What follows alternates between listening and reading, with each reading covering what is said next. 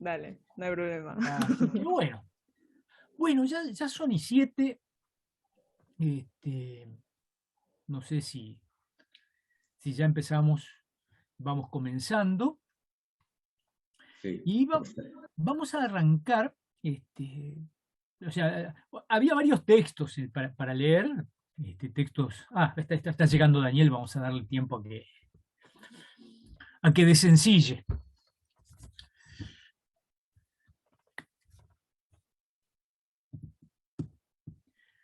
Buenas tardes, Daniel. ¿Nos estás oyendo?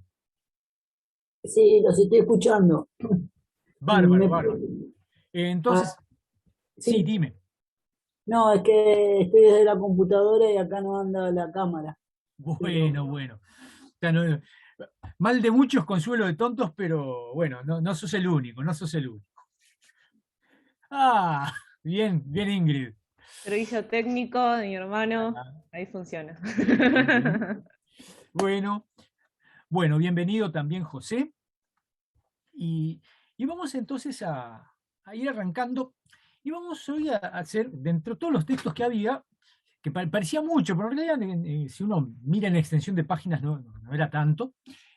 Pero sobre todo, quería hoy compartir con ustedes un poquito una mirada, porque bueno, son nuestros escritos confesionales, son fundantes para nosotros, a la Confesión de Augsburgo, a esos artículos que les pedí que pusieran mirada especial en ellos, y vamos a irlos releyendo y comentándolos.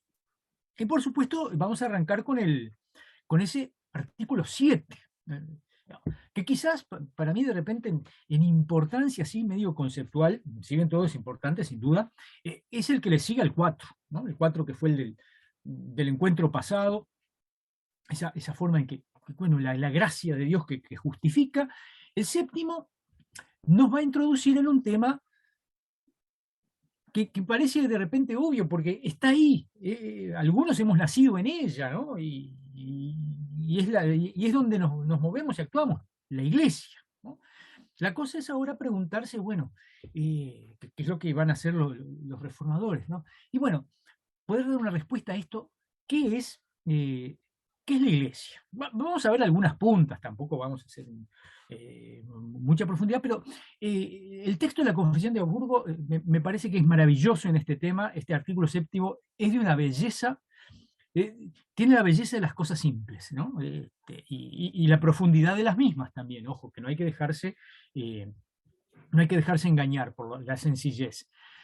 Eh, como la iglesia está, y en ella estamos, eh, parece, parece bastante obvio, ¿no? Pero hay que preguntarse por qué no da lo mismo todo no da lo mismo.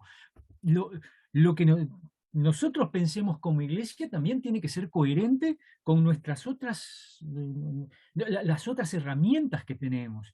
Tiene que haber coherencia justamente con ese fundante al artículo 4 que es el que sostiene o se desarma la iglesia, el artículo 4 la justificación por la gracia, tiene que ser coherente con la cruz. Si no, una iglesia que no tenga coherencia con esos conceptos, no nos va a funcionar, ¿no?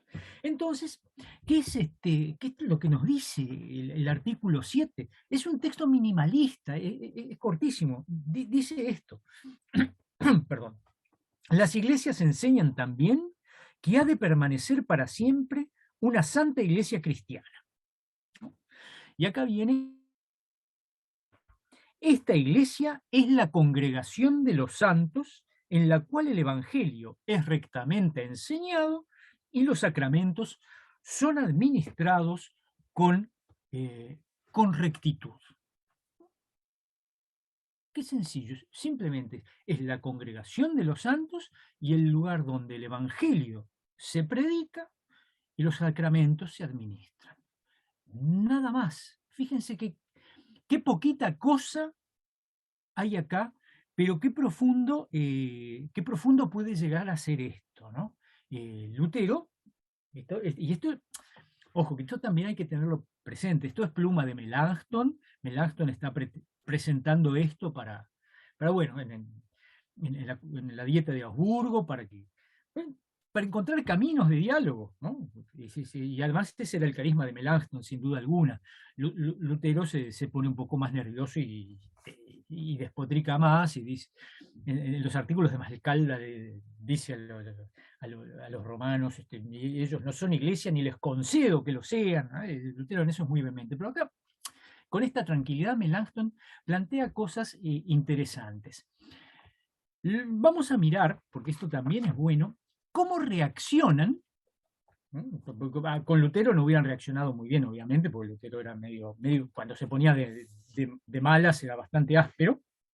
¿Cómo reaccionan a lo que plantea el bueno de Melanchthon? Dice, perdón, miren lo que les preocupa a los confutadores romanos.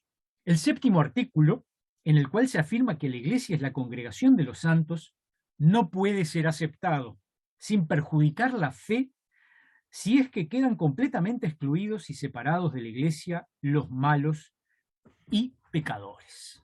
Miren qué interesante. El problema de los confutadores católicos es, ¿qué pasa? ¿No? Sí, o sea, el problema que tienen los confutadores católicos es con el concepto de la congregación de los santos. Entonces, los malos y pecadores, ¿qué pasa con ellos? Si es así, no podría ser, porque eso también, también tienen que estar, ¿no?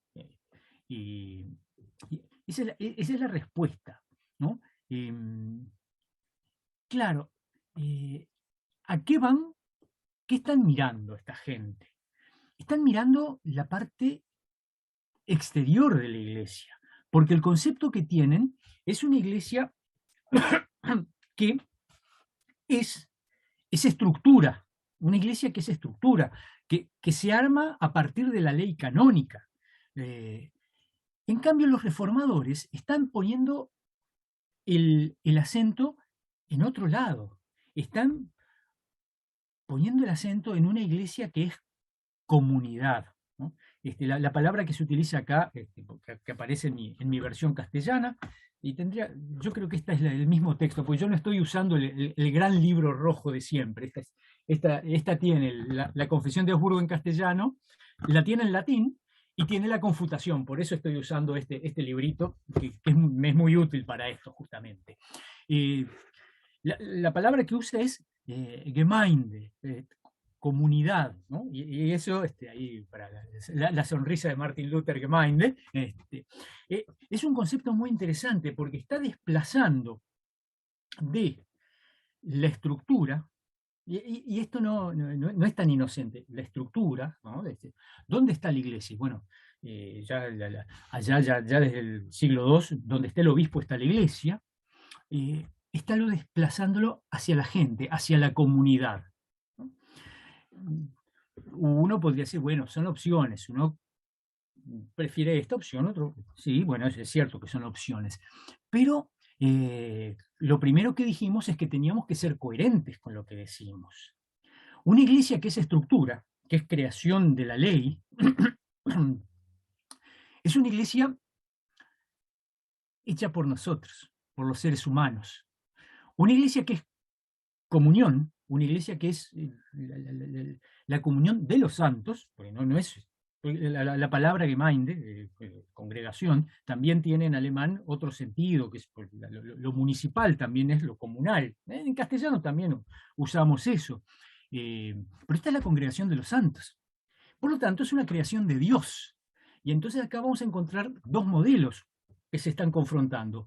Un modelo que es creación humana, y en la de los tiempos de Lutero, una maquinaria grandota, bastante pesada, pero estaba bien aceitadita, pero igual tenía sus ruidos, pues no hay máquina perfecta, y un modelo que es creación de Dios. Y esto es lo que tenemos que ponerle el acento.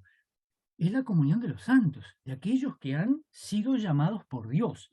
Y la propia palabra, esto de decir congregación y no decir otra cosa, es importante. Aunque esto está escrito por Melanchthon, una cosa que hay que tener presente es que a Lutero, la palabra que en su idioma significa iglesia, ¿no? Que para nosotros no es una palabra problemática. Yo creo que a ninguno de nosotros nos cae mal la palabra iglesia, lo mismo que en otras lenguas, lenguas romances, ¿no? Como sea el portugués, el francés, ¿no? La igreja, la iglesia, que vienen de eclesía, ¿no? La asamblea, tenemos ese sentido de comunidad ahí. Pero para Lutero, la palabra en su idioma, como en el resto de las lenguas germánicas, Kirche, ¿no? o church en inglés, Kirk, ya viene de otro lado, viene de curia. Y entonces hace más referencia al edificio, ¿no? Porque la curia era el lugar en el Imperio Romano de las asambleas, ¿no? La vieja curia hostilia era el lugar donde se reunía el primer senado republicano, ¿no? Entonces, Lutero no le gusta la palabra iglesia, siempre él va a preferir, y aparece muy poco, siempre él va a preferir la palabra comunidad, la Gemeinde, justamente por esto, ¿no? Porque hace referencia a ese pueblo que es llamado, ese pueblo que es llamado por Dios y no a una estructura, a un cascarón, ¿no? Entonces acá la contraposición de modelos es entre un modelo cascarón y un modelo comunidad, ¿no? Así que esto es lo primero que tenemos que notar de esta definición. El modelo propuesto es un modelo de comunidad, ¿no? Donde hay iglesia en la medida que hay una comunión de cristianos, cristianas, y no donde está el Papa, los obispos y el clero, ¿no? Para la Reforma no es eso, no es el orden eclesiástico de los clérigos lo que conforma la iglesia. Lo que conforma la iglesia es la gente, los que han sido llamados por Dios, los que han sido justificados y justificadas por la gracia. Entonces, miren qué interesante esto, que también la implicancia que tiene. ¿Qué es para mí entonces pertenecer a la iglesia? ¿O qué es para los reformadores, mejor dicho, pertenecer a la iglesia? ¿Es un acto de adhesión? ¿Yo me afilio a una iglesia? ¿O soy llamado por Dios para ser miembro de la iglesia? Y según lo que pensemos, vamos a encontrarnos con algunos problemillas, ¿no? Porque si yo pienso que es un acto de adhesión, entonces es una obra, ¿no? Yo adhiero a la iglesia, soy yo. El otro modelo es Dios me llama a la iglesia, soy llamado por Dios, yo, pobre y mísero pecador, ¿no? Si no es por la gracia de Dios, de mí poca cosa se puede esperar, ¿no? Entonces fíjense cómo estos dos modelos ya van generando implicancias distintas. Al uno hay que adherir,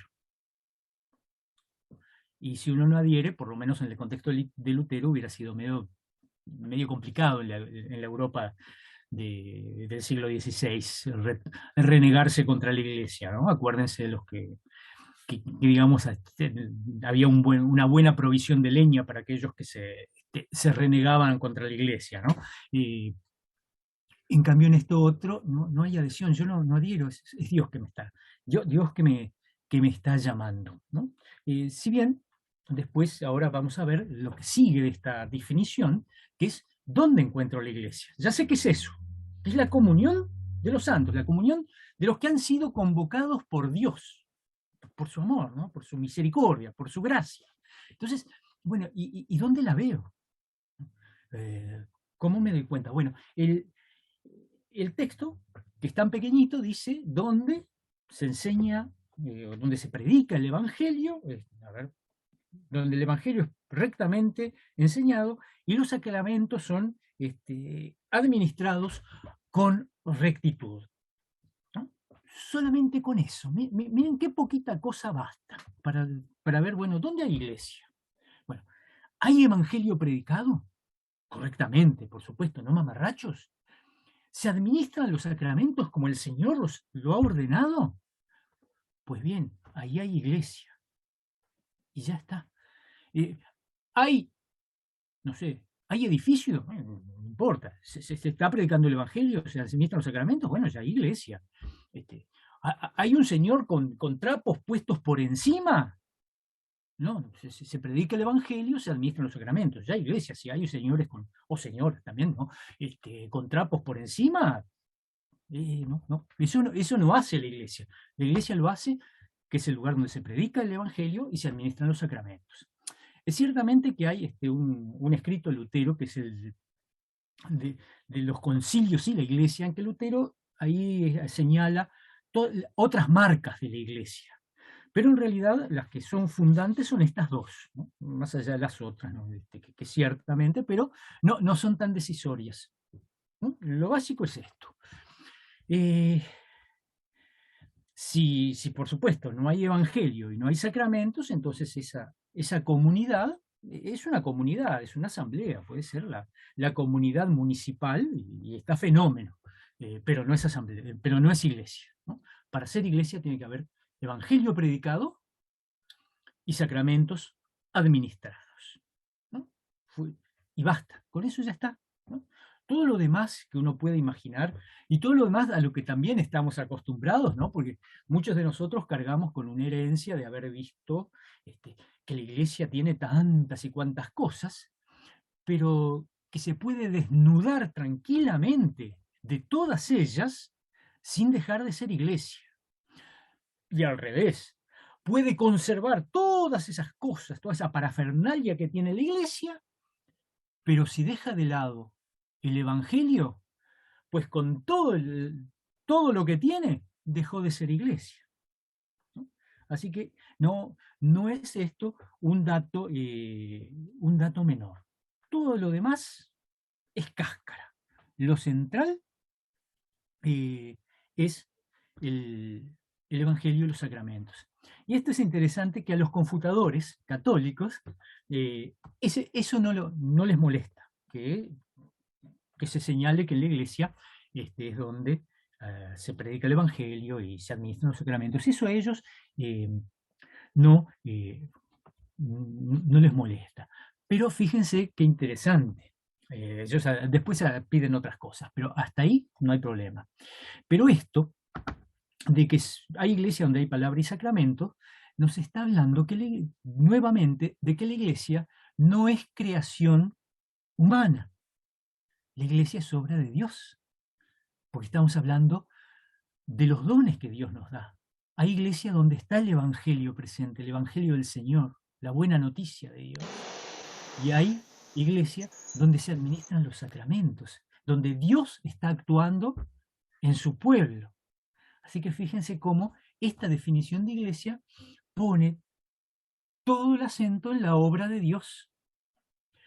Otro modelo de iglesia con el que se está confrontando en este momento es creación del ser humano, porque es donde está la estructura humana, donde están los que tienen poder, ahí hay iglesia, ¿no?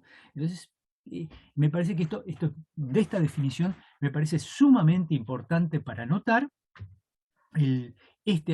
definición, como ya vieron, por demás minimalista, muy chiquitita. Pero miren con qué profundidad y con qué coherencia se maneja con el tema de la justificación. Porque la obra está del lado de Dios, no del ser humano en absoluto. Bien, entonces, todavía nos quedó pendiente lo que les preguntaron los confutadores. ¿Y los malos? ¿Dónde están? Porque ciertamente sabemos que hay incrédulos, que hay hipócritas. No es una cosa. ¿Qué pasa con esa gente? ¿Qué pasa con eso? ¿Son parte de la iglesia? ¿No son iglesia? Pues bien, la iglesia es creación de Dios. Dios es invisible. El ser humano no puede ver el rostro de Dios y vivir, ¿no? Solo donde podemos ver a Dios, ¿se acuerdan? Esta es una clase anterior. Solo en la cruz. En la cruz sí vemos a Dios. Ahí está Dios presente, ¿no? Bueno, por lo tanto, la realidad de la iglesia es invisible, pero ¿dónde se va a visibilizar? ¿Dónde está Cristo? En la palabra y en los sacramentos. Es ahí donde la iglesia se hace visible. Si no, la iglesia es una realidad invisible, no es discernible. Sí, no. Y hay cierto mezclados entre los creyentes, hipócritas y falsos, sin duda. Pero no son parte de la iglesia, ¿no? Los que no son parte de esa comunión que es invisible, ¿no? Yo no puedo verla, ¿no? De todos modos, pero se me visibiliza ¿dónde? Se me visibiliza en los sacramentos, ¿no? Cuando estamos en torno a la mesa de la comunión, ahí vemos la iglesia, ahí se hace visible la realidad de iglesia, así como el rostro de Dios se nos hace visible en la cruz del Calvario, ¿no?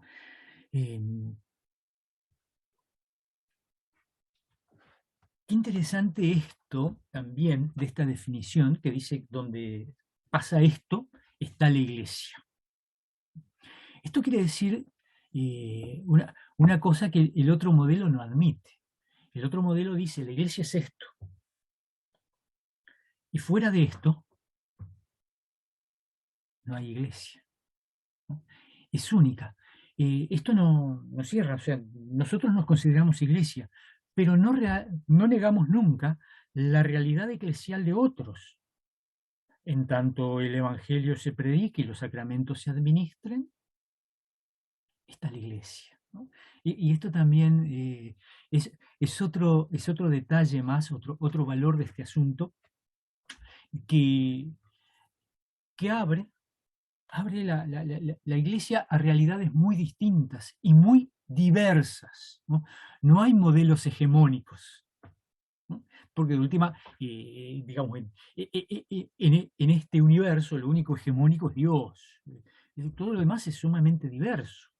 Y esta definición reconoce esta diversidad. Y si seguimos leyendo, vamos a ver que hasta lo, de alguna manera también lo explicitan. Fíjense cómo sigue. Para la verdadera unidad de la iglesia, porque confesamos, ¿sí? Y eso lo deben recordar del credo de todos los domingos, ¿no? Que la iglesia es una, ¿no? Para la verdadera unidad de la iglesia es suficiente la conformidad en la doctrina del Evangelio y en la administración de los sacramentos, o sea, los dos elementos que había señalado antes, ¿no? Y no es necesario que en todas partes sean iguales las tradiciones humanas, a saber, los ritos o las ceremonias instituidas por los hombres. Y después viene una cita bíblica de Efesios. Fíjense qué interesante, eso es el núcleo de la unidad de la iglesia, está en eso, no en lo demás. Esto nos permite poder ser una iglesia, vivir esta realidad de la diversidad. Aunque eso quizás no les chocara mucho a los confutadores en su tiempo, porque sabían que hay otras realidades de iglesia, aunque también medio parecidas, porque reconocen y reconocieron siempre que las iglesias de Oriente son iglesias. Y son distintas, los ritos de Oriente son distintos al rito occidental, eso claramente.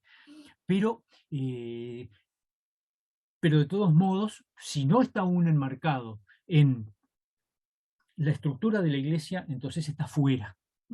Acá la iglesia, como realidad de Dios, está por todos lados y se hace visible, se la reconoce en la medida que hay evangelio y que hay sacramentos, y nada más. Por lo demás es una sola, una y diversa. Miren qué interesante esto, ¿no? Es una iglesia, pero es una iglesia diversa, y que no hay problema, y esto es muy importante, no hay problema que la iglesia se manifieste en la diversidad, ¿no? Porque para algunos eso es problema, ¿no? Si todo es igual, aunque esté equivocado, pero con tal de que todos hagamos lo mismo, entonces estamos contentos, ¿no? Porque en el fondo eso también satisface un poquito nuestras necesidades de estabilidad. Pero no, el mismo mundo no es así, no es así. ¿Dónde está la estabilidad? Bueno, la estabilidad está en Dios, es lo único que permanece, ¿no? Todo lo demás pasa, ¿no? Y eso lo sabemos, ¿no?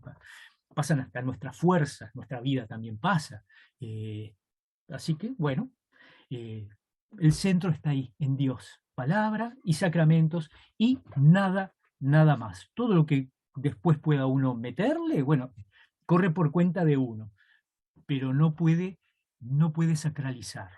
Ese es el gran drama, ¿no? Podemos decir que los ministros deben revestirse de tal manera, pero eso no es el centro de la iglesia. Que haya un señor o señora con un traje particular no garantiza que haya iglesia.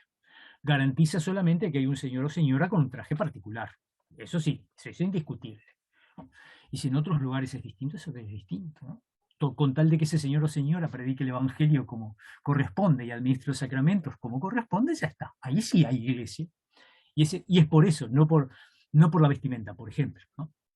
Entre otras cosas. Entonces, que nos tiene que quedar muy claro que lo que propone la Reforma es que la iglesia no es estructura. La iglesia se va a dar estructura. De hecho, nuestra iglesia tiene una estructura muy clarita. Está expresado en sus textos normativos, pero igual uno podría construir el organigrama de la IELU sin ningún problema, porque tampoco es muy complicado, pero la iglesia no es la estructura. Eso es lo que nos tiene que quedar bien claro. Para la Reforma, la iglesia no es la estructura. Porque si nos apegamos a la estructura, entonces no somos coherentes con la justificación. Porque en una estructura yo adhiero a una estructura, yo construyo una estructura. Y en la justicia yo no logro nada. Es Dios el que me da la justicia. Así que eso nos tiene que quedar bien clarita. Con esta definición de iglesia, queda totalmente excluida toda forma de autojustificación. No hay posibilidad de eso, porque es la comunidad de los convocados, no de los que hacen algo, ¿no? Por eso Lutero también es tan vehemente, fíjense, en sus ataques al monasticismo, ¿no? Sobre todo cuando él ahí despotrica mucho, dice que es una blasfemia equiparar, por ejemplo, ya nos vamos deslizando un poquito hacia los sacramentos, el bautismo con los votos monásticos. Eso es una blasfemia, ¿no? No hay nada que yo pueda hacer, ¿no?, para llegar, ¿no? Entonces, la iglesia no puede ser nunca estructura. Y esto también nos está indicando otra cosa. ¿Cómo se construye la iglesia? La iglesia se construye desde abajo, desde la comunidad, ¿no? El otro modelo que tenemos en la Reforma es una iglesia que se construye desde arriba. Hay obispo, hay iglesia, ¿no? Viene desde arriba. Para la Reforma, esta iglesia que es comunidad se construye desde abajo, se construye desde la gente. Bueno, también uno podría decir, sí, desde arriba porque es Dios, pero bueno, Dios siempre está arriba. No, en eso no tiene gracia, Él siempre está arriba. Pero en la construcción de la iglesia, entonces, no es desde una cosa que se viene a imponerse, sino lo que nosotros construimos. Porque como no es estructura, la vamos a construir como queremos. La IELU tiene esta estructura, podría tener otra. Y si algún día no fuera funcional otra estructura, no hay ningún problema. No tiene ningún problema. Quizás si fuera 100 veces más grande, esta estructura que tiene no funcionaría mucho. Bueno, no importa, porque la iglesia no lo es eso. No es esa estructura. Entonces, se va a construir, se construye desde abajo. Y lo otro es, con esto de que somos comunión, congregación, es que no hay caminos individuales. Yo no me puedo hacer santo solo. No. Yo me voy a hacer santo junto con todos ustedes y con mucha gente más. Porque somos comunidad llamada por Dios. Entonces no queda lugar para el egoísmo. Esta definición es maravillosa, ¿no? La santidad también es colectiva. Somos santos en comunidad. No se puede hacer uno santo, ¿no? Por más que haga lo que quiera hacer, ¿no? Porque lo que yo haga va a ser siempre intentos de autojustificación. Puedo dormir sobre... Bueno, mi casa tiene piso de piedra, así que dormir sobre el piso de piedra me debería ganar muchísimo. Y sin embargo no llego a nada con eso, ¿no? ¿Por qué? Porque la santidad es comunitaria, es colectiva la santidad.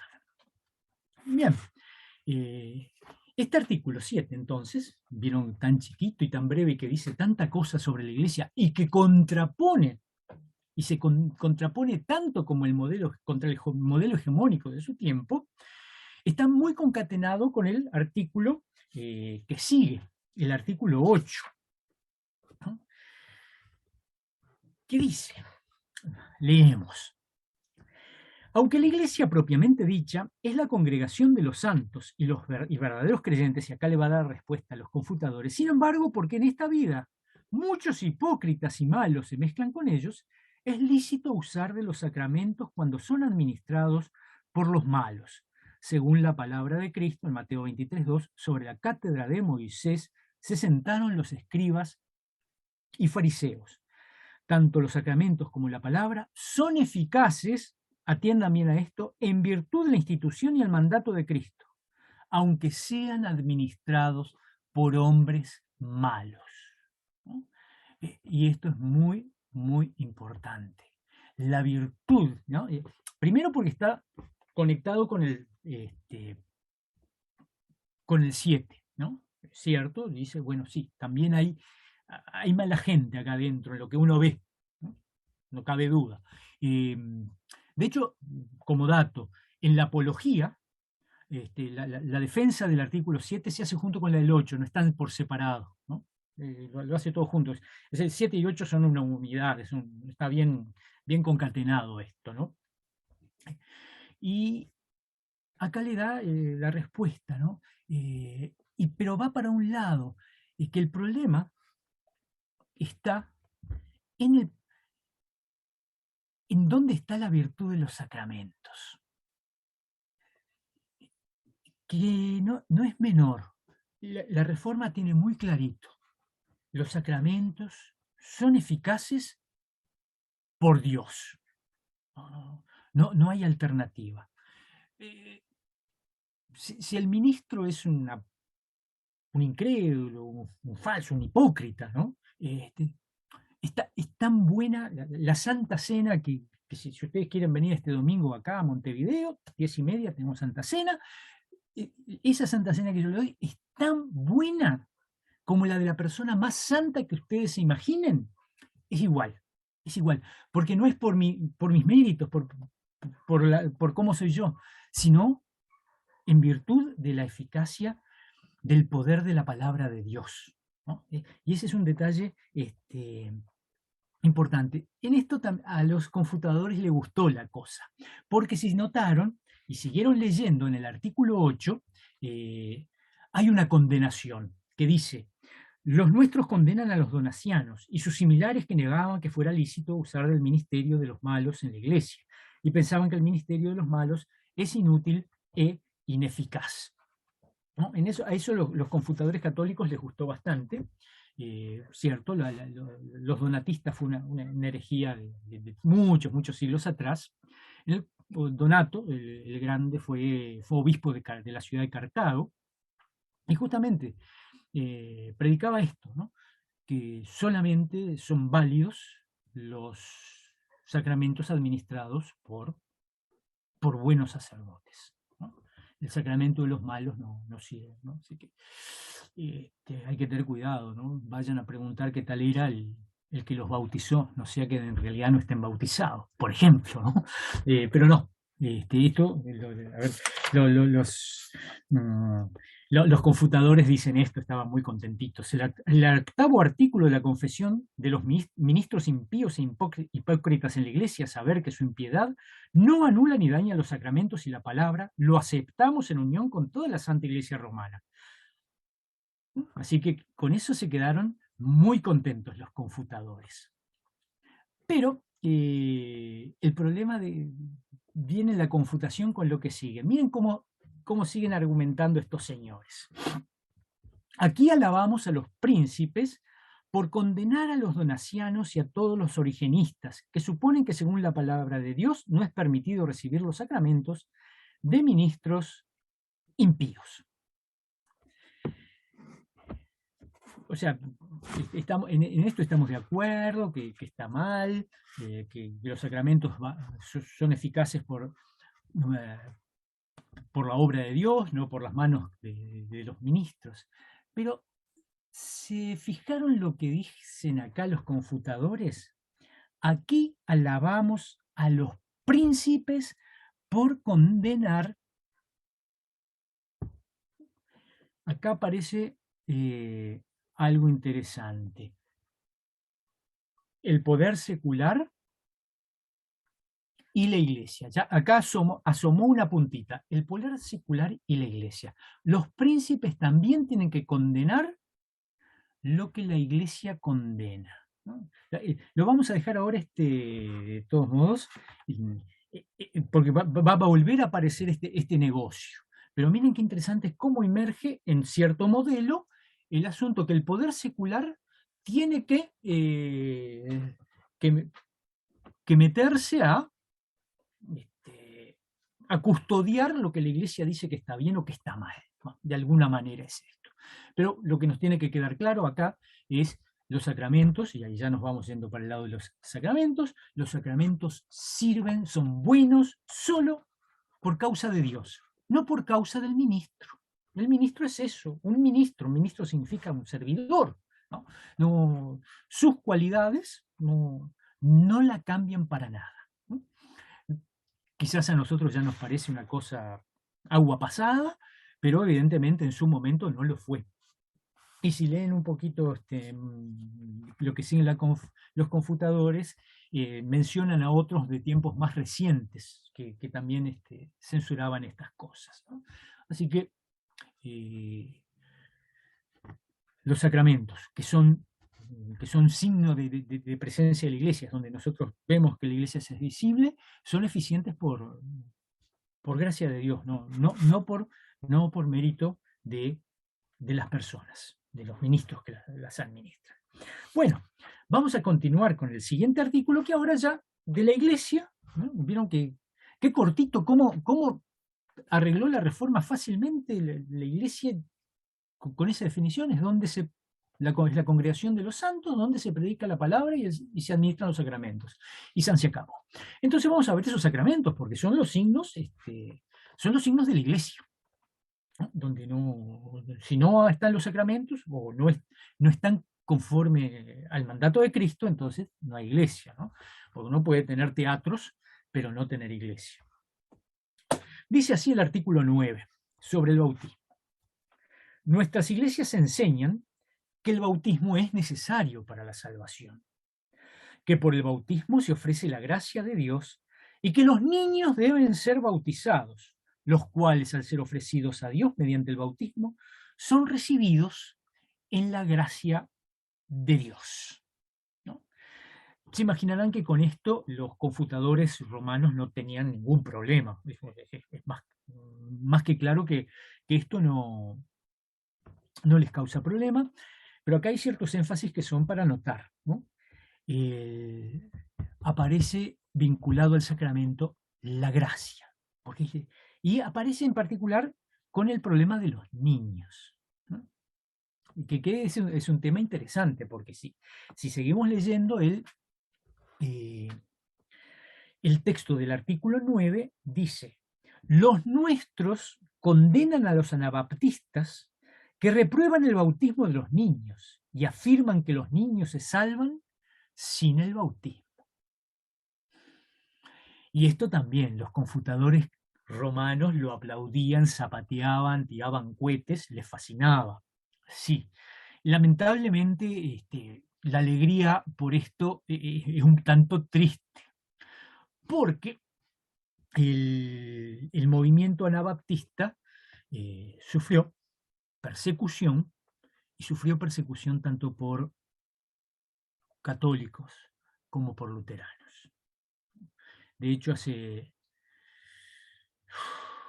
me animaría a decir que más de una década atrás, yo me pierdo mucho con los tiempos, perdonen, y la Federación Luterana Mundial hizo un pedido de perdón a los anabaptistas, ¿no? Y que también después, acá en Uruguay se hizo una celebración local también, ¿no? Y en Argentina también, en todos los lugares se hicieron celebraciones locales pidiendo perdón, porque la persecución a los anabaptistas, o sea, y cuando hablamos de persecución no era simplemente que los echaban de la iglesia a patadas, ¿no? Que igual echar a patadas a alguien no es ni siquiera civilizado. Eran condenados, ¿no? Y normalmente lo que se hacía, ¿no? Porque ya dado que les gustaba tanto rebautizarse, los metían adentro de una bolsa y los tiraban a un río, ¿no? La condena a muerte era por ahogamiento, ¿no? Y eso daba lo mismo que cayeran en manos de católicos como de luteranos, ¿no? Así que realmente que los confutadores estuvieran muy felices con lo que decía la Confesión de Habsburgo es bastante triste, de hecho, ¿no? Pero da cuenta de algo, ¿no? El problema de que el bautismo tiene que ver con la gracia de Dios. Todo sacramento nos da la gracia. Entonces, si participamos del sacramento, recibimos de la gracia. Y decir que alguien no puede recibir el sacramento, o mejor dicho, no lo necesita, que no es lo mismo que no puede, se complica. Porque entonces hay seres humanos que pueden prescindir de la gracia de Dios. Eso es lo que está por detrás. ¿Podemos prescindir de la gracia de Dios? Bueno, yo prescindo de la gracia de Dios y ayuno 3 veces al mes. Podría ponerme eso, o por edad en este caso, ¿no? No, ninguno de nosotros puede prescindir de la gracia de Dios, ¿no?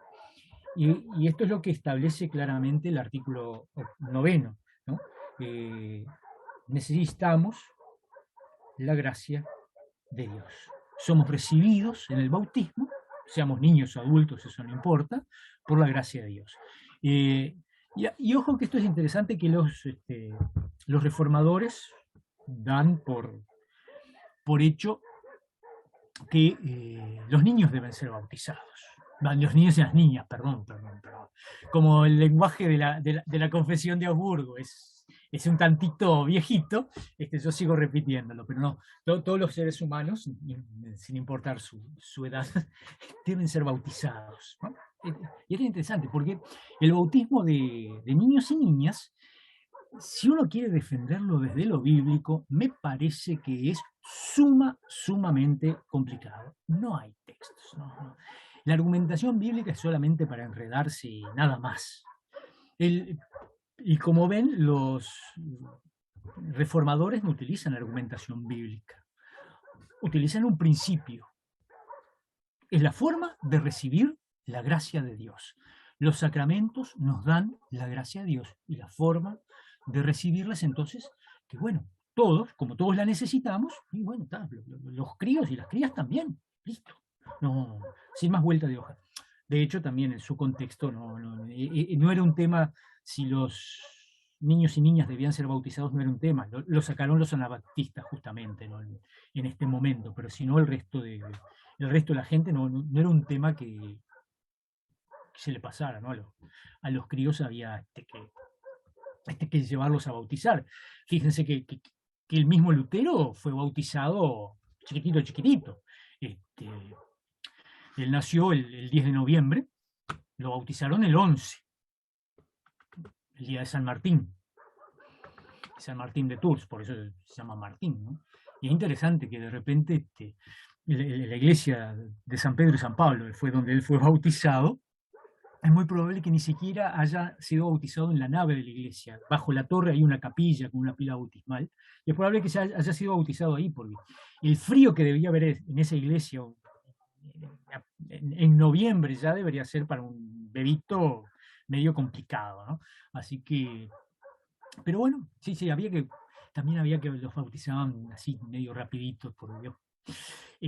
La mortalidad infantil también era grande, ¿no? Y esto de que el niño tenga que estar en manos de Dios era también importante, ¿no? Para la gente. Y acá se mezclan otras cositas. Sí, Ingrid. Un dato. Opa, te quedaste sin sonido.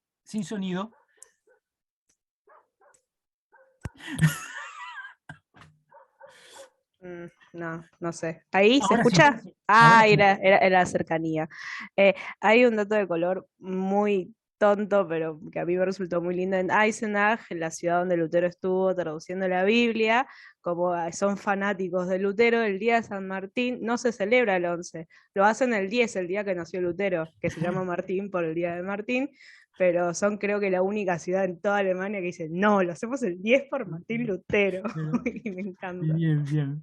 Bueno, entonces vean cómo esto del bautismo de los críos chiquititos, no, chiquititas, no era problema para la reforma, pero lo justifica desde la necesidad de la gracia, no con argumentación bíblica, porque sinceramente, bíblicamente mucho eso del bautismo de niños y niñas a mí no me da la nafta para argumentarlo bíblicamente, y los argumentos que he visto no son demasiado tampoco, ¿no? Bien. Sigamos con el 10, que, bueno, ya dicho está que con esto los confutadores no tuvieron ningún problema. Vamos al 10, que es el de la Cena del Señor. Es cortísimo, cortísimo.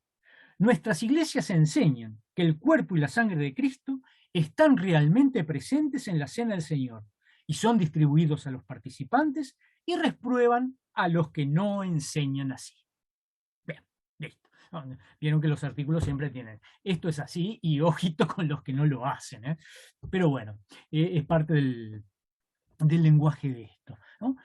Con esto tampoco van a tener demasiado problema los confutadores. Tienen algunas cosas, ¿no? Con respecto a los sacramentos, los confutadores en realidad lo que les piden a los reformadores, ¿saben qué es? Que dejen bien clarito que los sacramentos son 7. Eso sí querían los confutadores. Con lo demás, con lo que decían del bautismo y de la Santa Cena, no tenían problemas, ¿no? Mayores problemas no tenían. Pero sí les hubiera gustado muchísimo que hubieran dicho que los sacramentos son 7.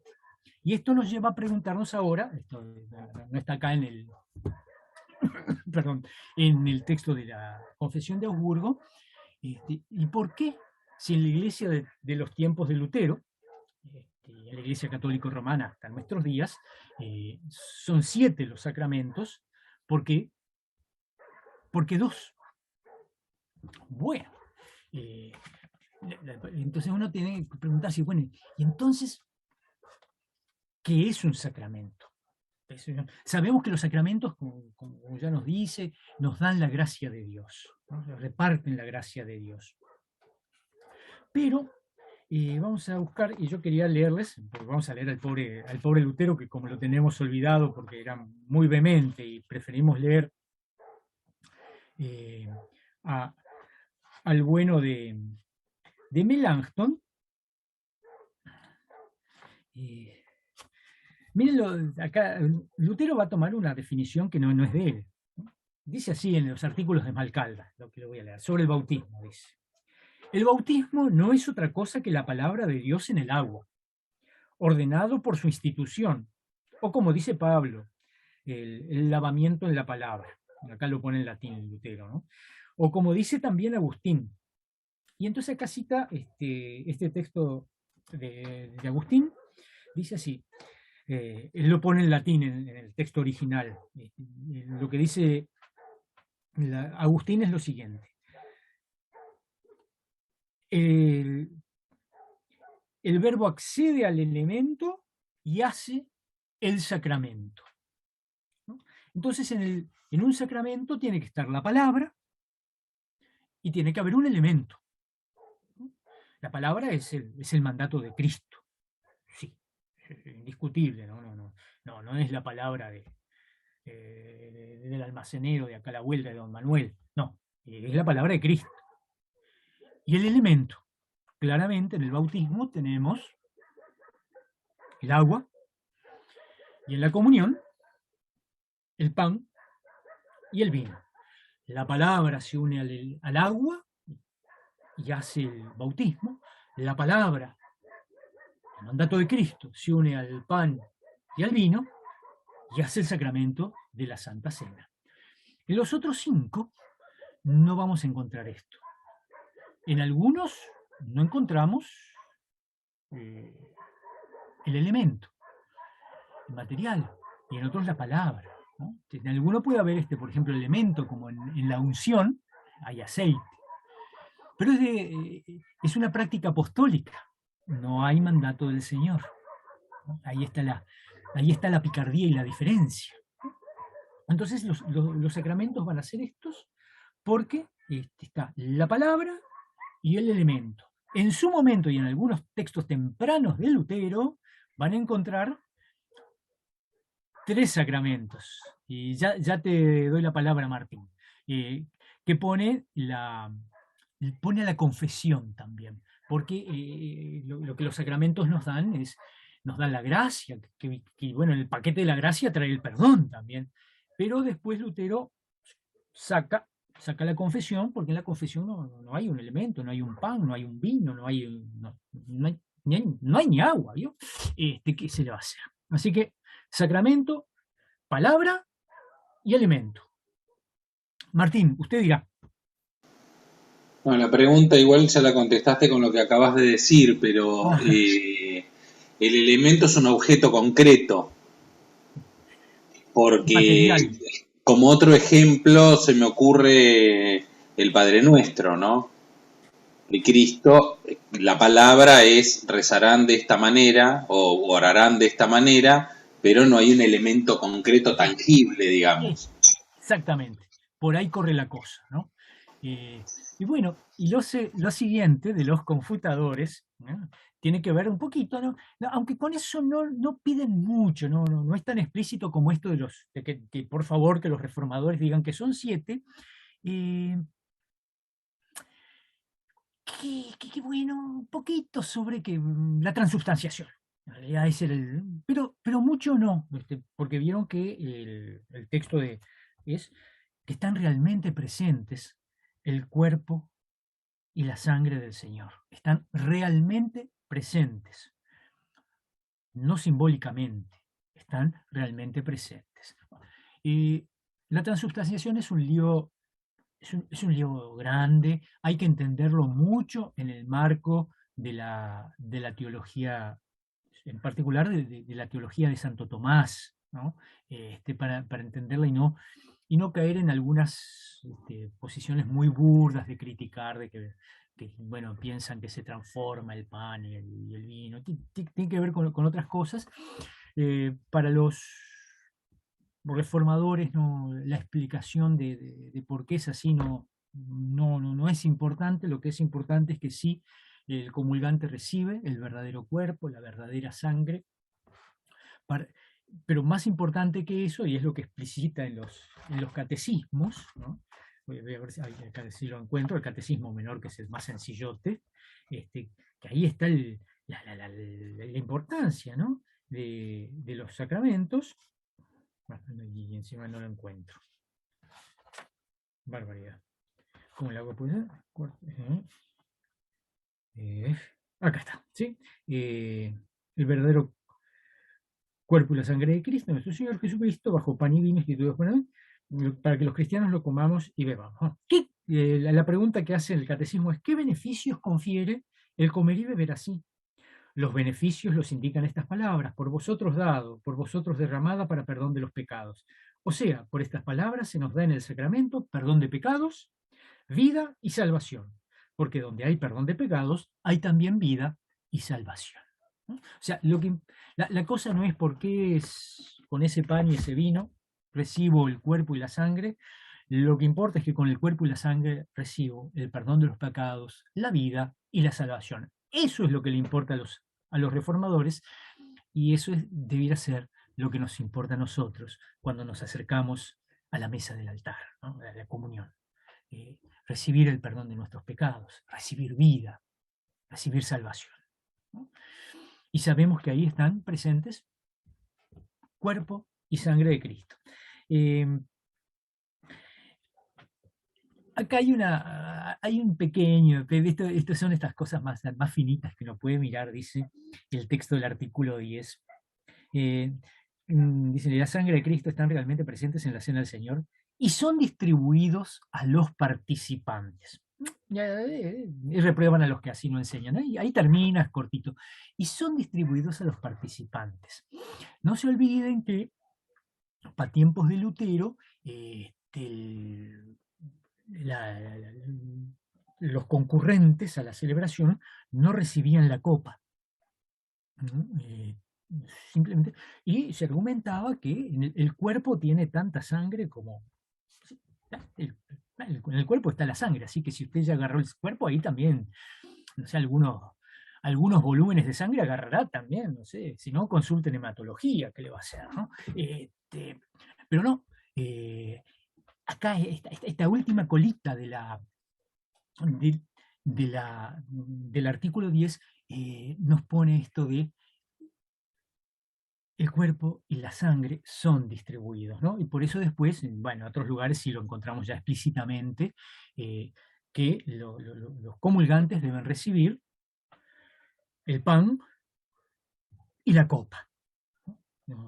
No se puede privar, no se puede mutilar el sacramento privando de la copa a un grupo de personas, ¿no?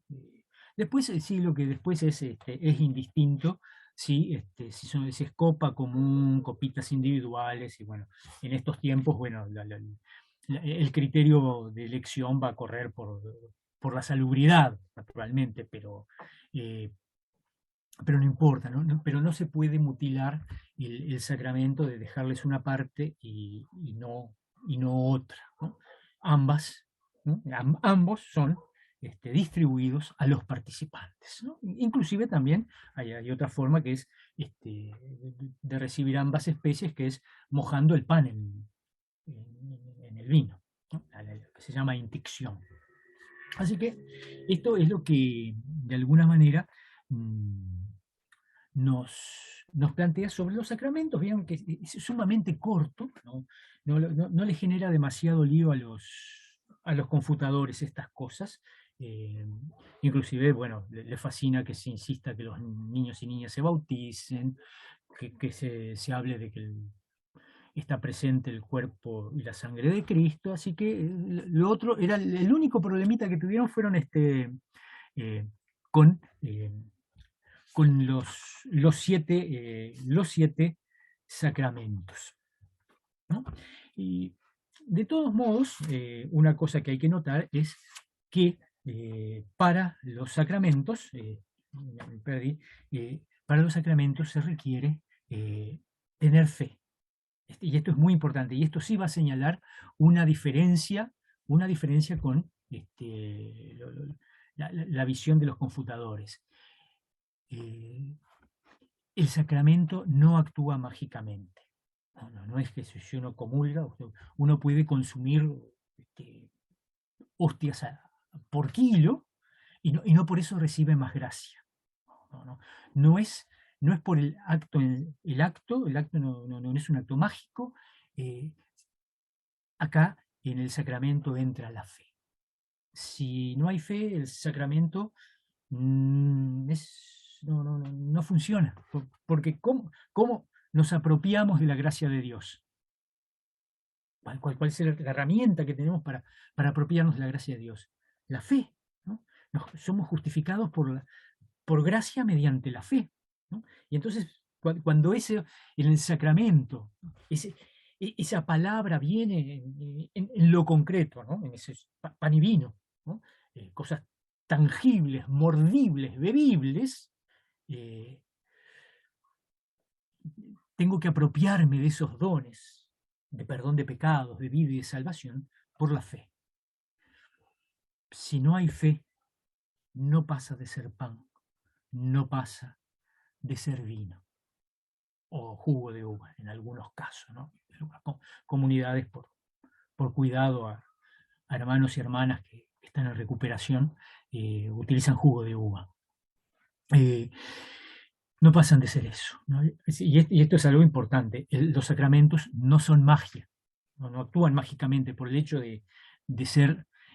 Ahora, si la pregunta Ingrid, que ya corre, ¿qué pasa con los niños pequeñitos? Y si no es medio mágico eso de decir que van a recibir la gracia de Dios, bueno, lo iba a decir, pero si es otra cosa, adelante.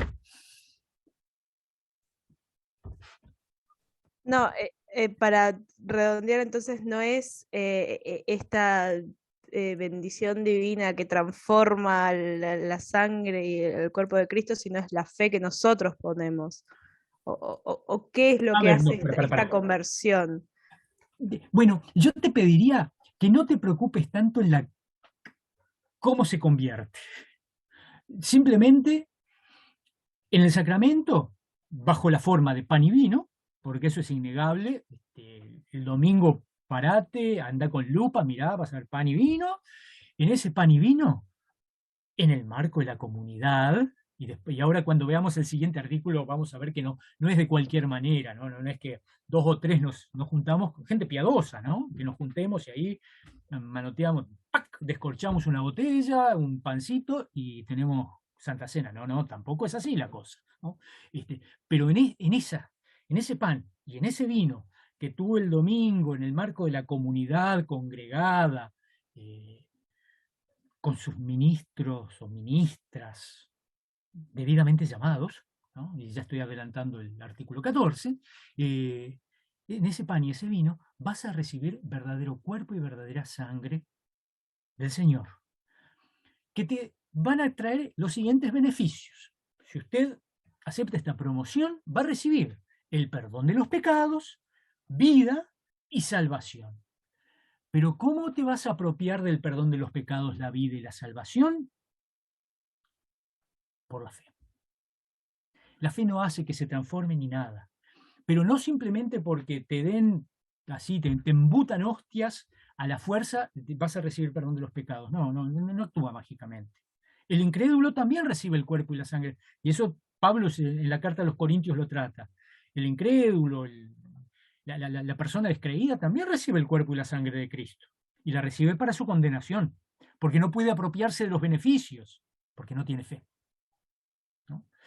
Y el problema estaría, por ejemplo, y este es un problema, acá ya, perdón, voy a hacer un paréntesis, ¿no? Que tiene que ver un poquito con el tema de la transubstanciación, porque también está esto. Bueno, y para mí son cuestiones abiertas, ¿no?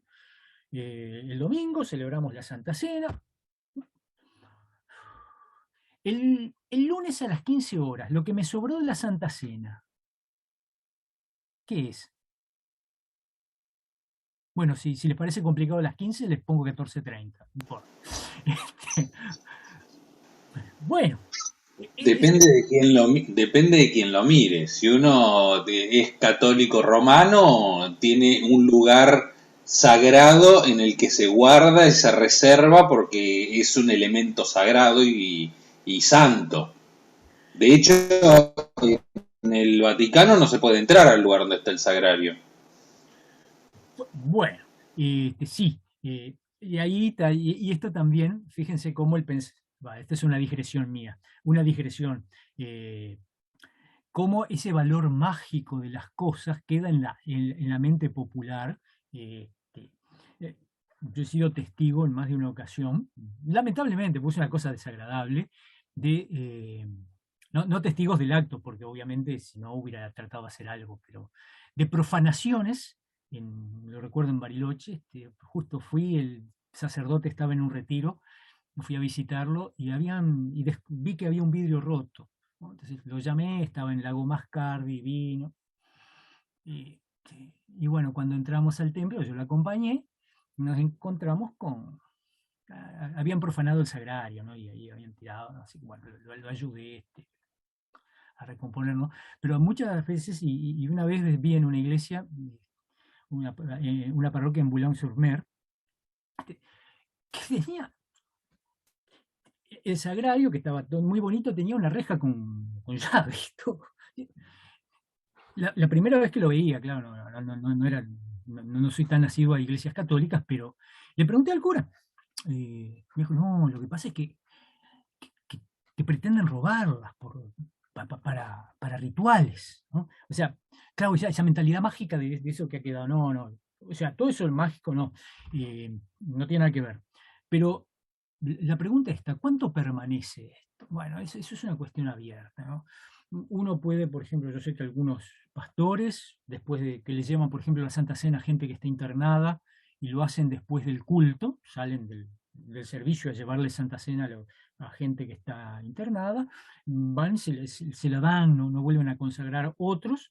Yo me incluyo entre ellos, yo prefiero junto con la persona, y si hay algún familiar que también quiera participar de la Santa Cena, volvemos a consagrar los elementos, tenemos la comunión, y formamos comunidad ahí, el paciente y yo, por ejemplo. Pero es una cuestión abierta. Lógico que eso de la permanencia, que ahí ya entra a tallar un poquito la transubstanciación, generó una pregunta que tiene que ver con lo que estamos hablando en la Edad Media, que es la pregunta, fíjense y no se rían, ¿qué consume un ratón? Sin duda, los roedores en las sacristías debían, en la Edad Media, por eso había tanta peste, deberían andar. Entonces la pregunta, ¿qué pasa si imagínense que un ratón se mete adentro del copón de las hostias, pero se hace una panzada el bicho? ¿Qué consume el ratón?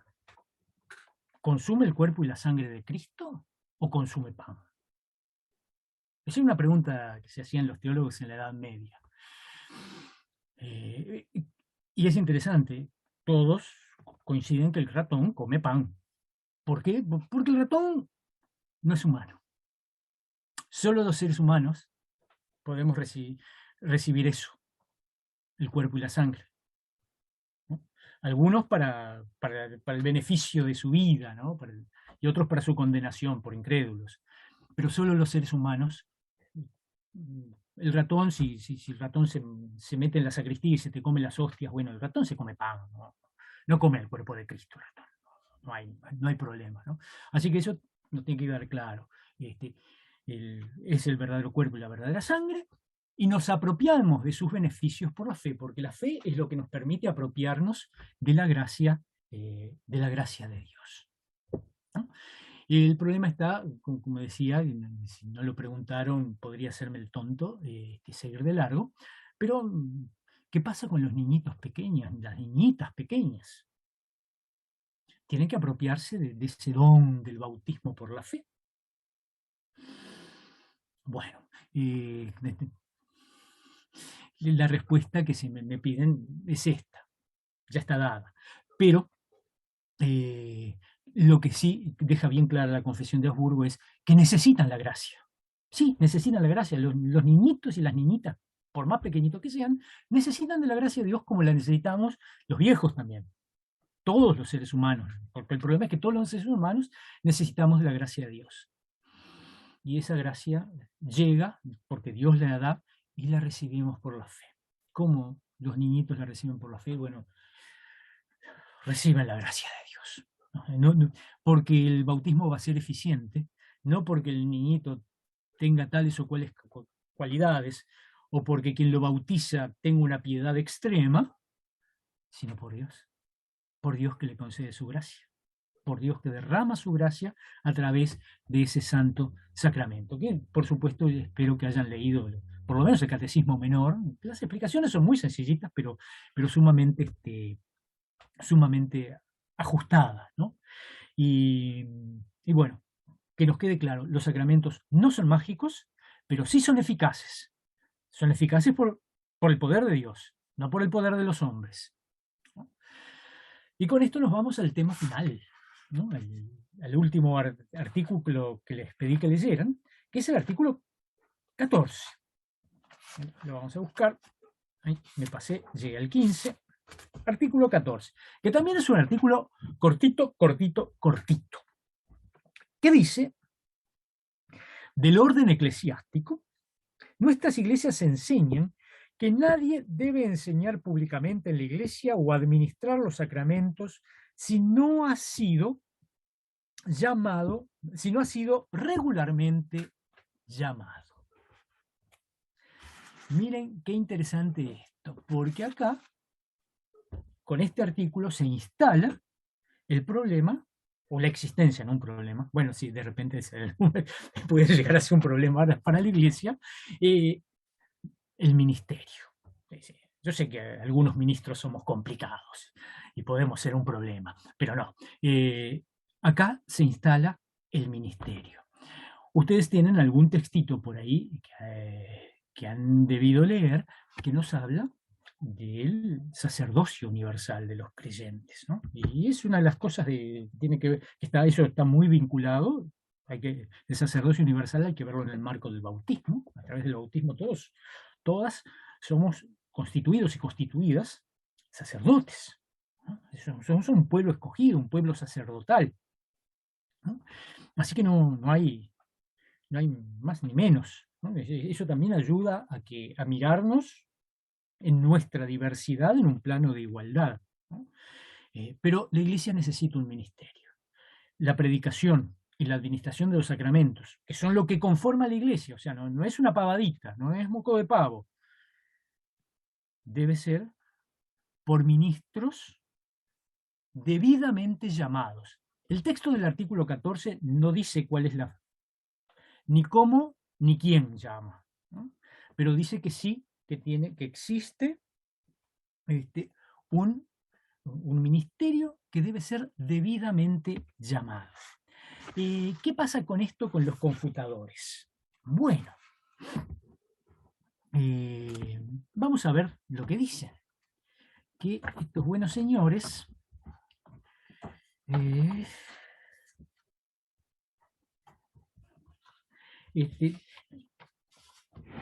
vamos a leer la confutación del 13 también, del anterior, ¿no? Que el anterior es el que nos dice que yo no lo leí, que es el que nos dice que se necesita, podemos leerlo, porque yo a veces me paso. ¿Dónde anda? 13. Que tiene que ver con la fe, ¿no? Del uso de los sacramentos, las iglesias enseñan que los sacramentos fueron instituidos no tan solo como simples distintivos de profesión entre los hombres, sino más bien para que sean signos y testimonios de la voluntad de Dios para con nosotros, instituidos para despertar y confirmar la fe en quienes los reciben.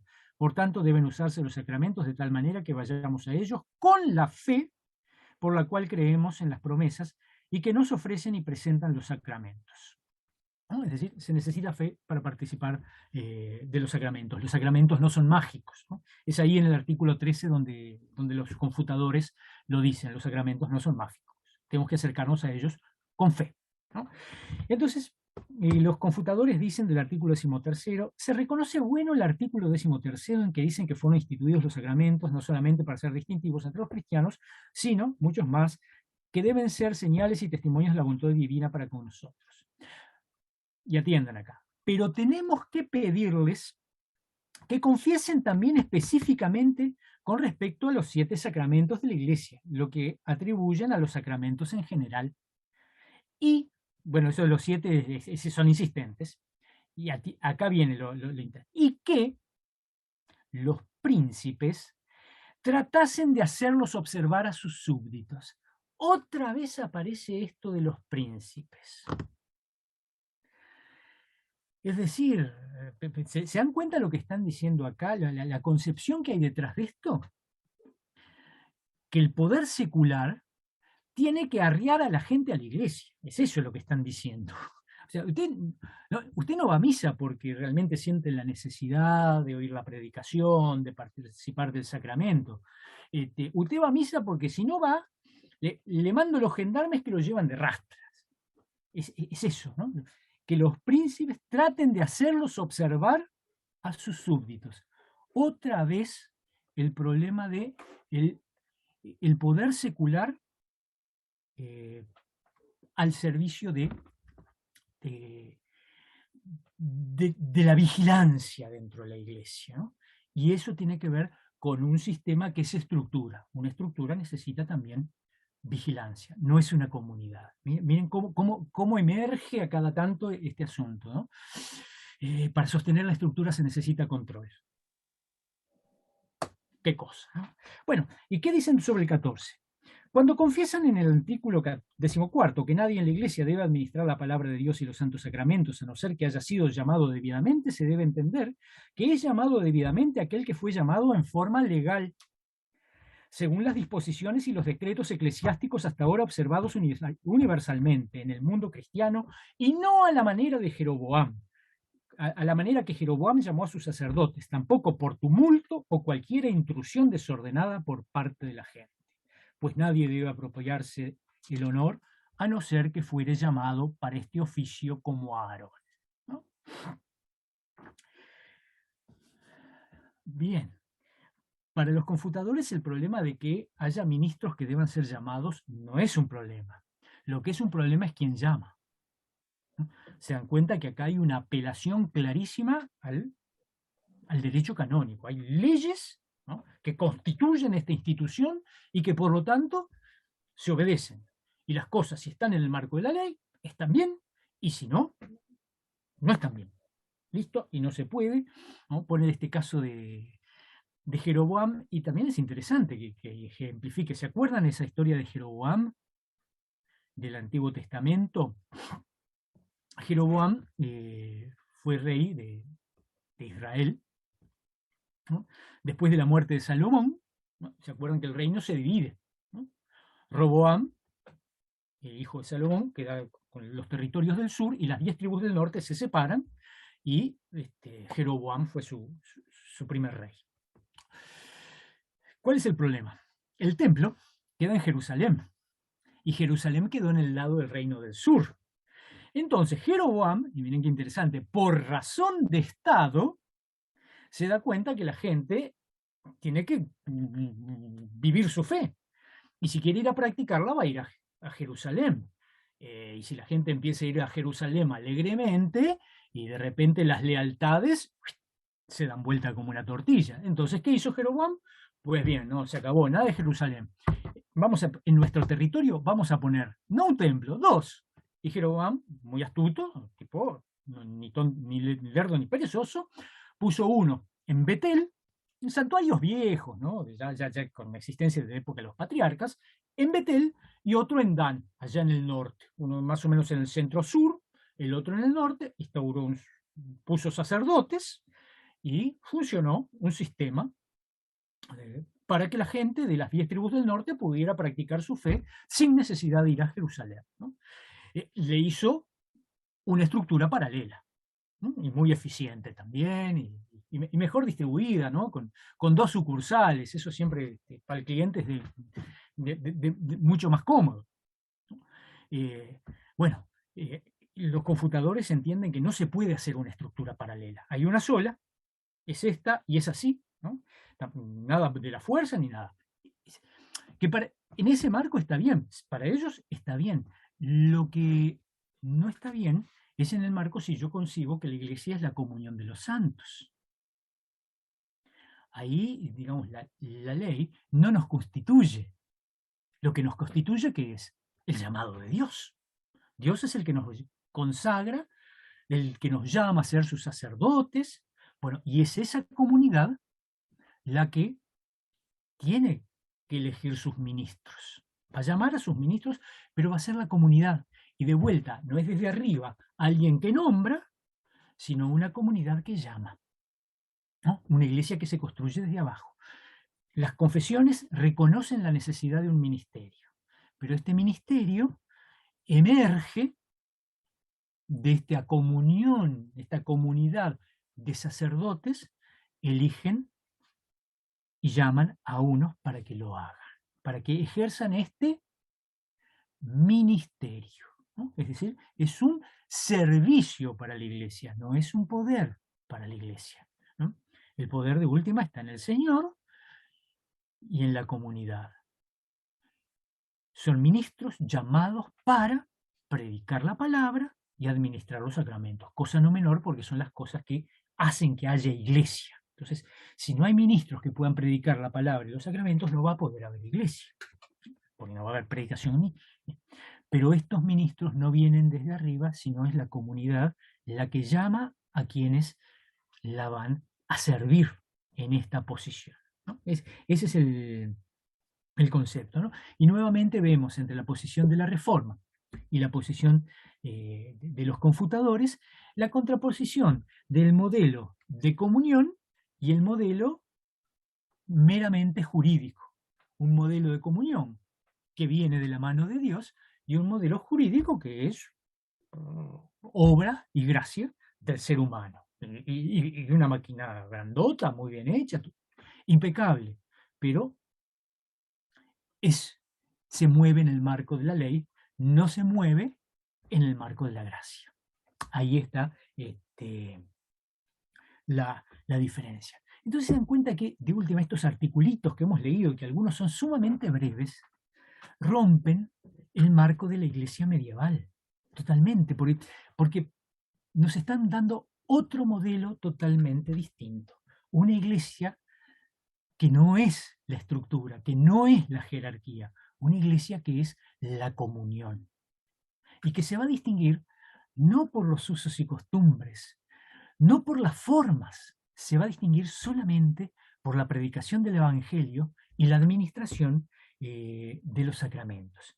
Y este modelo de iglesia no necesita de los príncipes, no necesita de los elementos de control externos, o no necesita tener perros guardianes, ¿no? La otra sí necesitaba para poder sostenerse. Pero esta no necesita, ¿no? Y bueno, y acá nos deja planteado, no es la intención de hoy, el problema de las relaciones de lo secular con la iglesia, ¿no? Que parece muy interesante. Lutero era muy clarito: a las autoridades seculares hay que obedecerlas. Lutero es un señor del siglo XVI, no se olviden, hay que obedecer y sin rechistar, ¿eh? Eso para Lutero era innegable.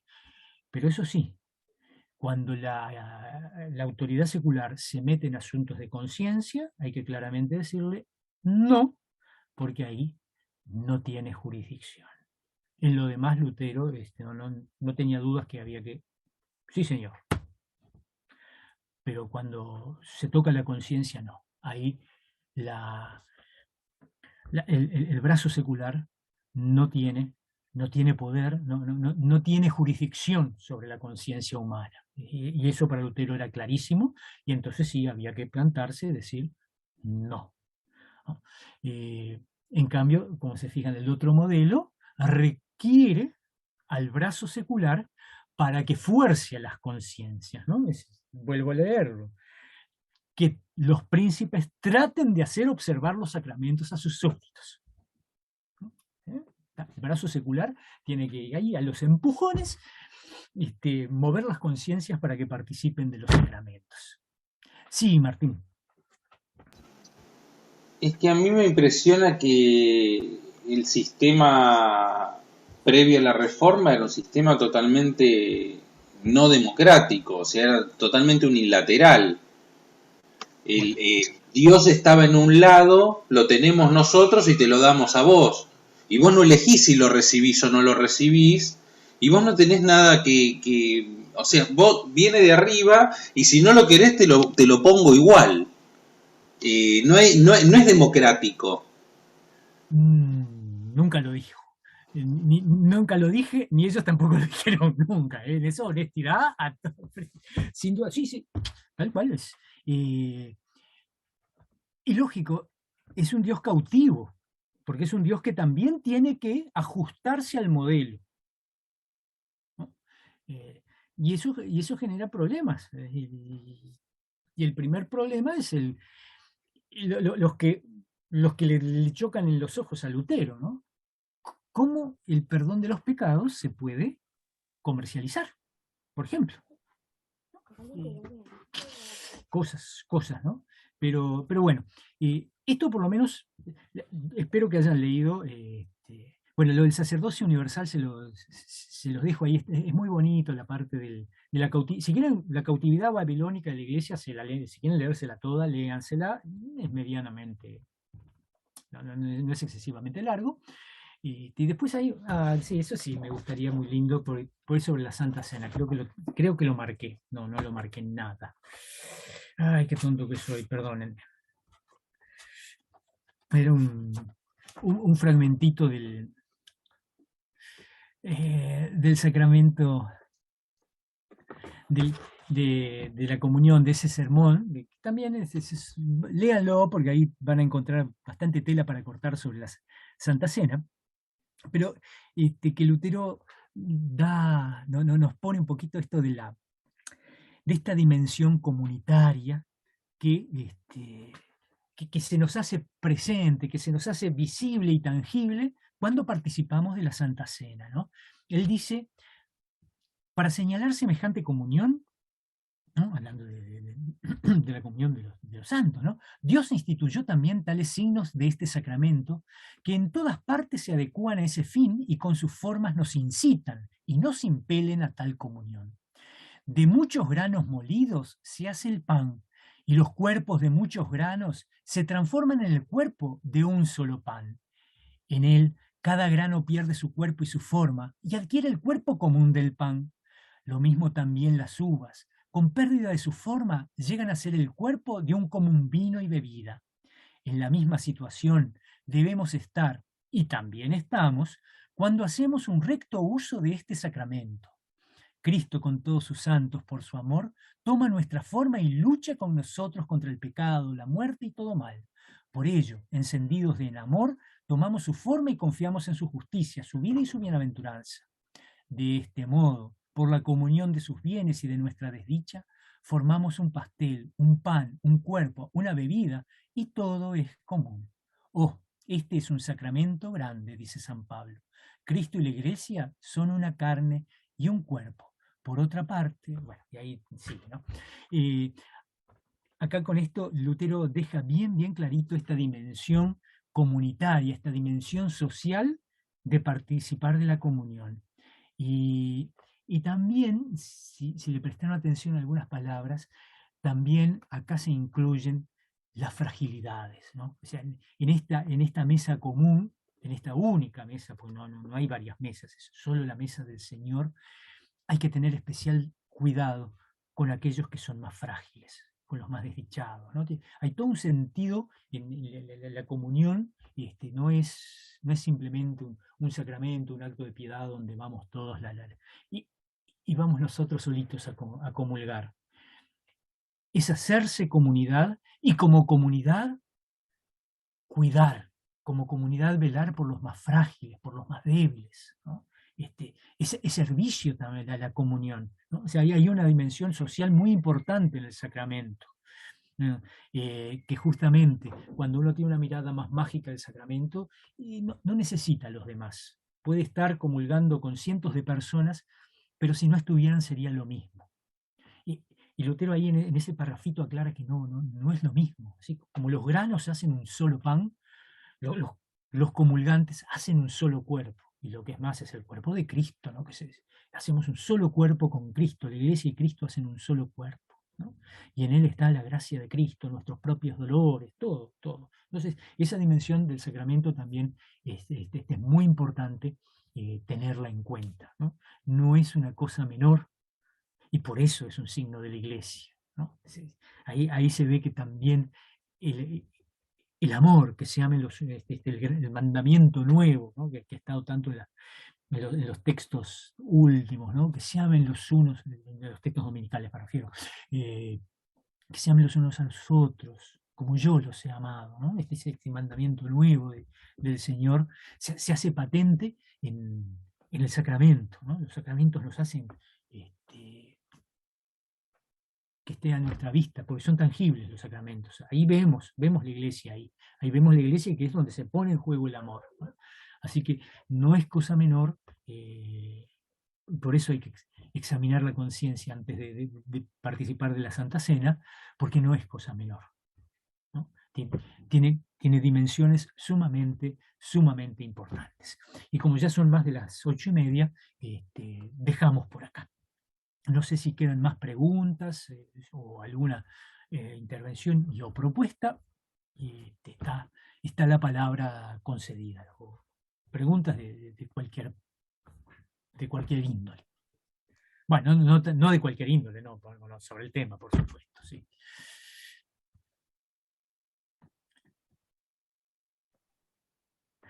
Martín, dinos. A mí me suena muy fuerte. Sí, Estela, adelante.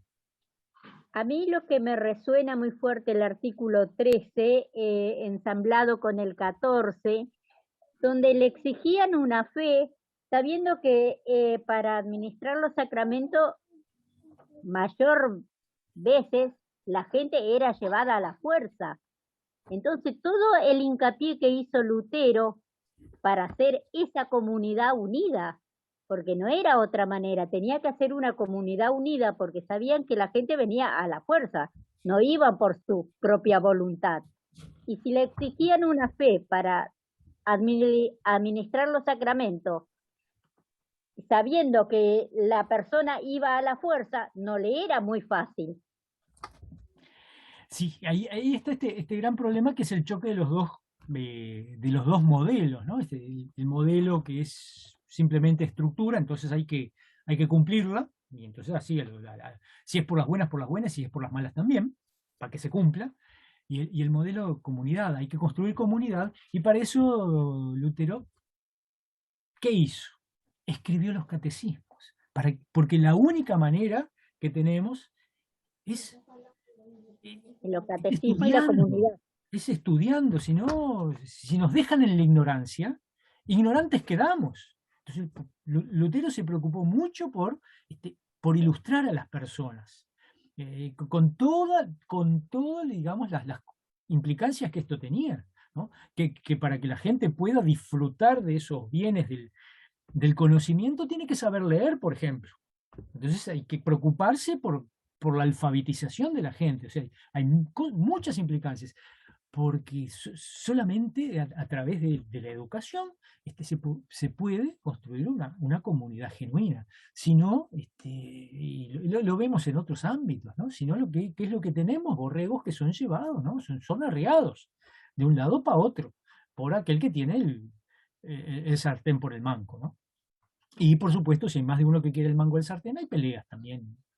Y bueno, y los que son arriados pasarán a ser de arriados a carne de cañón. Y eso ha funcionado en la historia. No, elige el periodo de la historia que usted quiera y ya encuentra algún ejemplo, sin duda alguna. Entonces, por eso también esa preocupación de Lutero, esa preocupación catequética de Lutero. La gente tiene que educarse, ¿no? Hay que educar en la fe también, por supuesto. La fe hay que educarse en la fe. No hay que ser un erudito para ser creyente, por supuesto, pero uno tiene que educarse. Y para eso está el catecismo menor, para los más sencillos. Si uno quiere dar un poquito, ahí tienen el catecismo mayor todavía, ¿no? Que en realidad el catecismo mayor, el Lutero lo escribió, como lo dijimos, para los curas que eran medio brutos y que no sabían mucho, para que por lo menos se desasnen un poquito, ¿no? Así que sí, si no hay educación tampoco se construye una comunidad, ¿no? Y justamente la educación también, esto de ir creciendo, también se hace juntos, no solos, y eso es importante. Nos construimos también en comunidad, ¿no?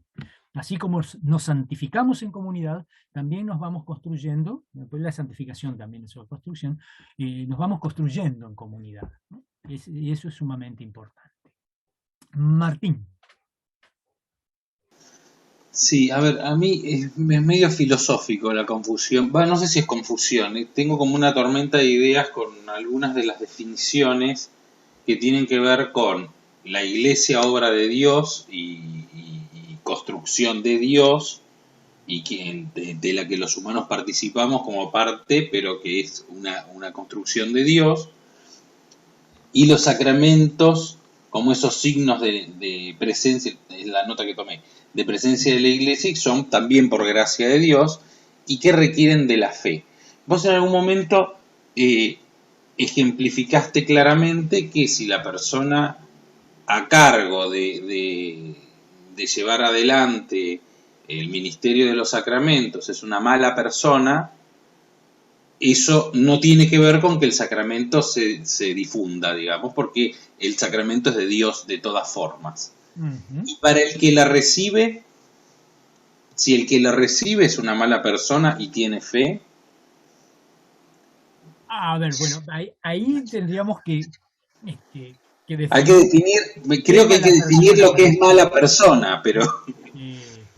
En este caso, estamos entendiendo mala persona en el sentido de incrédulo. Una persona. No. Todos somos pecadores, eso tendría claro. Eso es simultáneamente justos porque Dios, pero también somos pecadores y hacemos cosas realmente jodidas muchas veces, ¿no? Y a sabiendas, varias de ellas. En ese sentido, no, o sea, justamente el tipo jodido que va con fe para buscar justamente el perdón de los pecados y con eso la vida, la salvación, es el que es bienvenido, ¿no? Y en eso también Lutero, lean, por los catecismos está, ¿no? Es el que es bienvenido al sacramento. El que ya se cree que tiene todo, tiene la vaquita atada, ese si realmente va con eso, es el de la parábola del publicano y el fariseo en el templo, ¿no? Esa persona desde la soberbia no se puede recibir jamás el sacramento, ¿no? Porque la soberbia nunca es compatible con la fe. La persona de fe puede ser cualquier cosa, puede ser pecadora, pero jamás puede ser soberbia, ¿no? Porque la soberbia es justamente ponernos en el lugar que no merecemos, ¿no?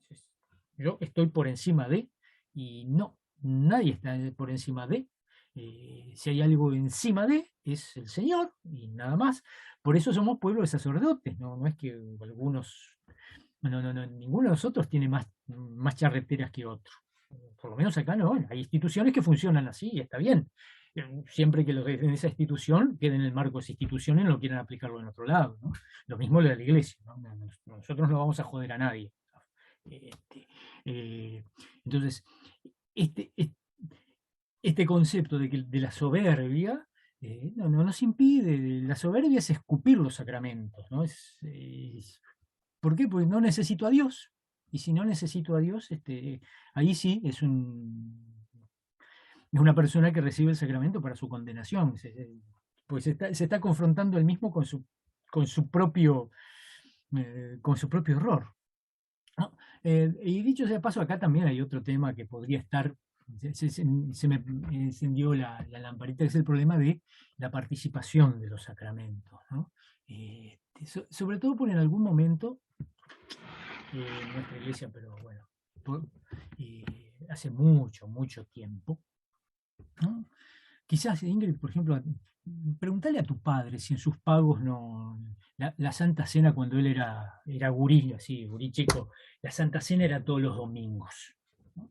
No, antes, cuando yo tenía profusa cabellera, había Santa Cena una vez al mes, un domingo, ¿no?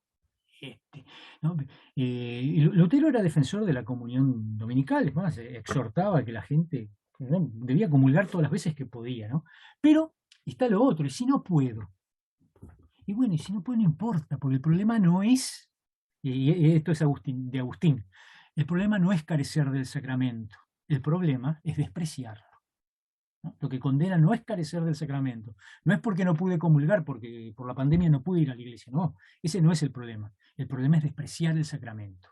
Si a mí me importa 3 pepinos el sacramento, estoy en problemas. Si no puedo comulgar porque estoy lejos, porque bueno, me destinaron a la Antártida y no hay capellán, y bueno, no hay problema.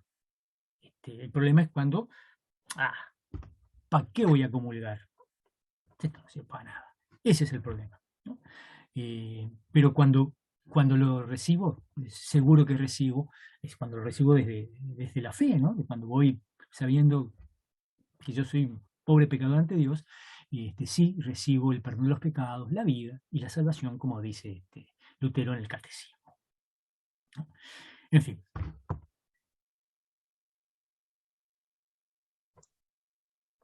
¿Alguna pregunta más? ¿Alguna intervención más? Bueno, Octavio, si me dejas, hago una aclaración, una información sobre la cursada. ¿Cómo les va primero a los que no saludé y a las que no saludé, no los vi antes, al principio? Esto no aplica ni para Horacio ni para Estela, que están acá. O sea, aplican a los estudiantes regulares y no a los docentes. Ya está abierto el foro. El trabajo del foro hay que presentarlo antes del jueves próximo para tener nota y presente. Si no, bueno, se puede tener presente con una excepción, pero para nota y presente antes del jueves próximo. Y ya estamos cerrando el bloque temático 5 y el jueves próximo abre el 6. Nos quedan 2 temas. Uno, los 2 regímenes, y el otro tema, que es el que contiene lo de las adiáforas, santificación, buenas obras y adiáforas. Son 2 bloques temáticos, o sea, nos queda un mes. Ahora, cuando termina ese bloque, o sea, de acá a un mes aproximadamente, se abre un periodo de 13 días para presentar el trabajo final. Entonces, ¿qué es lo que vamos a hacer?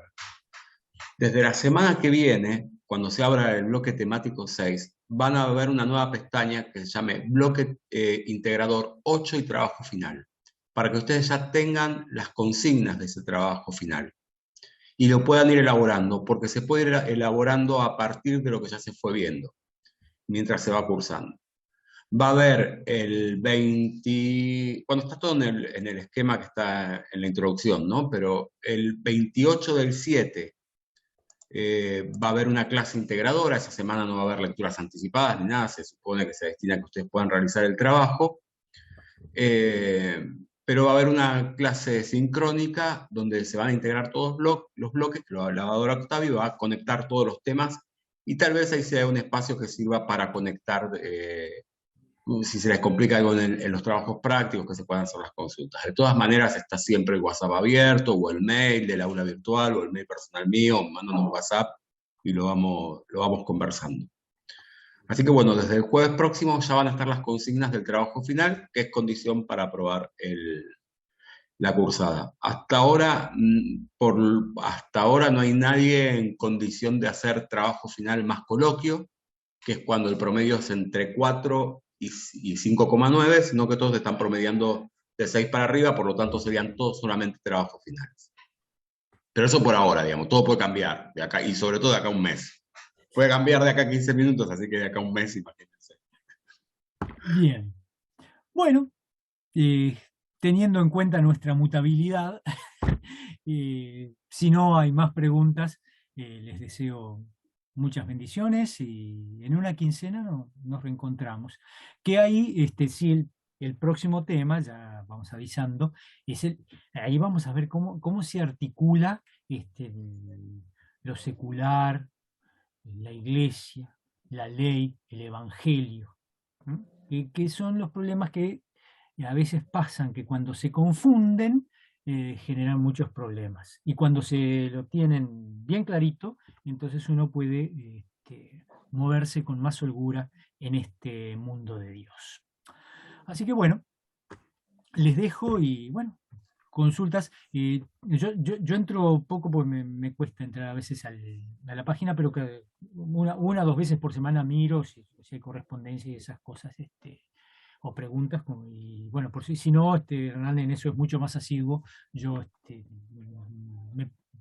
si hay alguna pregunta que me tenga que hacer llegar, me va a llegar sin duda alguna, y con gusto respondo, ¿no?